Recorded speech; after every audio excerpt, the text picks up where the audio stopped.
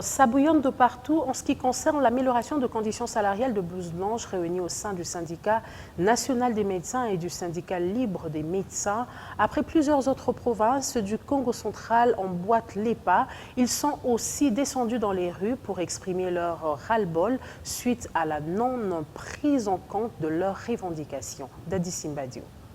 Parti du carrefour Musée Laurent Désiré Kabila, ex-24 novembre, situé en face du mess des officiers du camp militaire Rijaf, cette marche pacifique des protestations organisée par les professionnels de la blouse blanche du Congo central réunis au sein de deux structures, à savoir le syndicat national des médecins, SINAMED, et le syndicat libre des médecins, SILIMED, a eu comme point de chute le gouvernorat du Congo central situé en plein cœur du quartier Villebasse, dans la commune de Matadi. Dr Koshipa Munzita, secrétaire exécutif provincial du SINAMED, a au nom de leurs deux corporations porté à la connaissance du vice-gouverneur de province, grâce Konga Bilolo, qui les a acquis à leur arrivée, l'économie de leurs désiderata et revendications. Nous avons marché jusqu'à ce niveau ici pour vous déposer ces mémos que nous espérons et que vous allez les faire parvenir à qui de droit.